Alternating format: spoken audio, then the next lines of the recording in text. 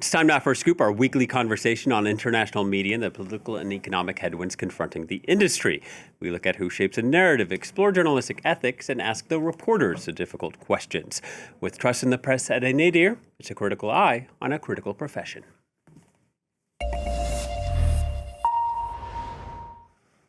America loves a culture war, so it had a field day with New York's new mayor, Zohran Mamdani, a Ugandan-born U.S. citizen, a Muslim of Indian descent, and a self-described democratic socialist. Comedian Desi Lydic poked fun of the meltdown on conservative media. This new mayor, Zohran Mamdani, is every enemy of America rolled into one. He is a socialist. I refuse to call him socialist. He's really a communist. He's not only a communist, he's a jihadist. I've categorized him as a terrorist. Shamdani is every bad word that ends in ist. Socialist, communist, jihadist, terrorist, Sierra Mist, and worst of all, he's a lyricist. Go ahead, make a rap for your nanny. It's a rap. Get the grasp and the rack on your That was awful. He's certainly not as good as any of the rappers I enjoy. Now, during the campaign, Mamdani got it from both the right and the left. The editorial board of his hometown newspaper called him uniquely unqualified. The Atlantic headlined the magic realism of Zohran Mamdani, and the New Yorker called him undeniably young. Funny that his age was an issue when the Atlantic, Newsweek, and The Nation all ran pieces within the past year on the crisis of old age in the Democrats, saying the party was literally dying. And if it wasn't his age or his policies, it was his culture or religion, or at least racist stereotypes. A conservative tabloid, New York Post, reserved its front page for Mamdani each of the 8 weeks before the election in November. This is a look at 6 of them. And this is what the Post ran after Mamdani won. Instead of critical analysis, a lot of columns felt like hit pieces where media often came up short. The Daily Show offered perspective, reminding us of another New Yorker that was a political outsider who also had unorthodox policies. All of these promises by Zohran Mamdani cannot even be done. We're looking at Greenland, and we have to take back the Panama Canal. Many of the promises that he has made are third-grade running for school president promises. Canada would be great as our cherished 51st state. They only see the great things that he's proposing that are obviously completely unrealistic in a 4-year term. We should hold a contest to charter up to 10 new cities. These freedom cities will reopen the frontier. The policies that he's talking about have never worked. The tariffs are going to make us rich. We're going to be a very rich country. And his tax policies are impossible. You could maybe not even have an income tax system when this thing works out. And then came the first meeting between these two men. In the run-up, Britain's satirical news magazine, Private Eye, published this image of Trump calling Mamdani a 100% communist lunatic, but also calling the leader of communist China a brilliant guy. Fox News sounded adversarial from the start, framing the meeting more like a boxing match than a handshake. So it was a lot of people surprised when the two of them were all handshakes and smiles, even during a tense question from the press. Are you affirming that you think President Trump is a fascist? I've spoken about... That's okay. You can just say yes. Okay. All right. Okay. It's easier. It's easier than explaining it. I don't mind. Now, social media users replaced the audio from the mic so you could tell what was really in the air. It's for the way you look at me. Oh, it's for the only one. So more lovefest than slugfest. Countless memes after that meeting. So this is not a discussion of whether Mamdani should be New York's mayor, but whether the media coverage was fair, thoughtful, or useful. Let's bring in our guest, journalist Hamilton Nolan, and we should say a New York resident. Hamilton writes about labor, class, and politics, appearing in the New York Times, the Washington Post, the Guardian, and many more. Hello to you, Hamilton. One of your recent pieces around election time, you wrote a piece headlined, "Legacy Papers Have Been Weird and Hostile Toward Zohran Mamdani." What did you learn from covering the newspapers and Zohran Mamdani himself? Yeah, it was pretty remarkable. I mean, I counted more than 50 negative op-eds about Zohran Mamdani in the Wall Street Journal, which is obviously a hyper-capitalist and right-wing paper. So that was a bit less surprising, although over the top. And the New York Post coverage, which you mentioned, also very hostile, but expected. But I think a little more unexpected was how hostile the New York Times was, which likes to think of itself as a center-left paper, likes to think of itself as a good liberal paper, and had a very sort of knee-jerk, kind of poisonous reaction to the rise of Zohran Mamdani. And it was especially notable, I think, because, of course, his opponent was Andrew Cuomo, who the New York Times itself spent years and years writing about the many scandals of Andrew Cuomo, sexual harassment scandals, and generally the dictator-like way that he ran the state of New York. And so to have the New York Times editorial board come out and essentially endorse Andrew Cuomo without endorsing him by saying Mamdani was so bad was pretty surprising to see. And I think, the rise of Zohran Mamdani was a blow to the establishment. And these papers are at their core parts of the establishment. And his entire campaign strategy was very anti-establishment and also very not run through the media. In other words, he took his campaign directly to the people. The essence of his campaign strategy was inspiring 50,000 people to knock on doors for him and not running his campaign through the media like a traditional politician. Yeah, and a lot to unpack there. Just want to add that the New York Times stopped endorsing candidates last year, so that's why they stopped short of coming out outright with a support for Cuomo. Hamilton, what did New Yorkers on the street say about this national coverage and so much either criticism of the policies or criticism of Mamdani's own background?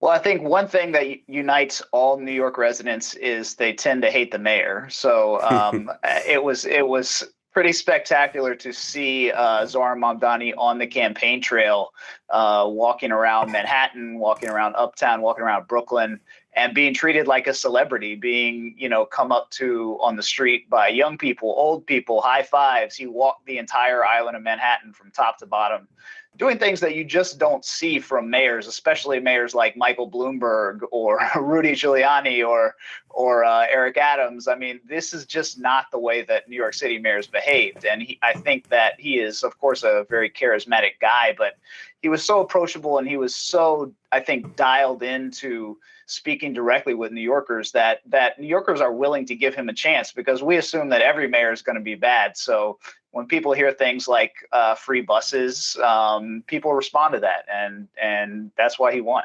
Yeah, those policies, for some people, they seem common sense policies. For other people, they say they're eye in the sky. But this came down to a lot of culture wars for the press. And Adam Johnson for In These Times asked why mainstream media ignored overtly racist attacks on Mamdani from congressional Republicans, quoting numerous people making Islamophobic statements or threats of deportation. And he says it's got zero coverage from mainstream media. Should this raise questions about our industry's values? Absolutely. And I think probably in the biggest picture since Zohran Mamdani's victory is an indicator of how much the Overton window has shifted out from underneath the traditional press. The fact that a Democratic socialist can win a race like this while having the mainstream media treat him as such an unserious candidate should be an eye-opener for the mainstream media itself. I mean, the public has shifted. A Democratic socialist is not poisonous. And likewise, as you said, the presence of the sort of outright or at least implicit racist stereotypes that got trotted out against Mamdani during the race, I think is an indicator of how much the Overton window has shifted during the Trump years towards mainstream acceptance of racism in a way that I think would have raised a lot more red flags in the media a decade ago than it does today. Good point. I also want to ask you about an article from the New York Times on Mamdani that he had checked these boxes for the college entrance papers.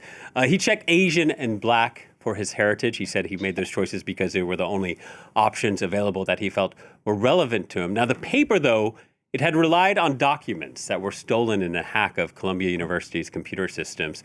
Since then, this piece has sort of sparked an uproar over sourcing, newsworthiness, and race. Where do you come down on that? Well, it's clearly an insane story. It's an insane thing to treat as a big story, I should say. And it really is an indicator of the way in which the New York Times specifically twists itself into knots to try to fulfill its own image, I think, of what it means to be unbiased, because, of course, most of the people that work at the New York Times are coastal liberals, traditional liberals in their beliefs, and yet they have a very strong belief that they need to appear to be unbiased, and it manifests itself in really weird ways. And I think this was a great example of that. I mean, running to a sort of obviously bad faith attack from a right-wing influencer and using that as the basis of a big story, which at its core is obviously not important. I mean, the man is running against a serial sexual harasser, and this got treated as something on par with that. I mean, it is a moment for papers like the New York Times to look in the mirror and say, what are we doing here? I mean, are we really going to allow ourselves to be dragged into bad faith, false parody arguments like this, or are we going to really take this as a moment to gut check and rethink where the people of New York City are? Yeah, and Mamdani is not the only high-profile politician in the U.S. that is an immigrant, that is a person of color, that is a Muslim. But did you see anyone else get the level of Islamophobic comments or vitriolic statements or being attacked constantly that he was? Well, nobody has gotten it in as high profile a way. I mean, as I said, the New York press is always going to attack the mayor, which I think is a fine tradition. I think, unfortunately, in New York City since 9/11, there's been a strong tradition of Islamophobia in the city. And that has been something that obviously Muslim residents of New York have been battling against for the past 20 plus years. And I think, hopefully Zohran Mamdani represents a step beyond that, a step beyond the 9/11 vision of looking at the diversity of the city and into a healthier vision. Yeah, and real quickly, the fact that so much of mainstream media was against him and yet he won to become the mayor of America's biggest city, what does that say about the influence of legacy media? It's on the decline, obviously, and maybe that's a little healthy. And I think that again is a way that the press gets better, is that they see that their influence is declining and they start to panic a little bit and they say, how do we fix this? How do we get better? How do we get more responsive to the residents of the city? How do we understand this city better?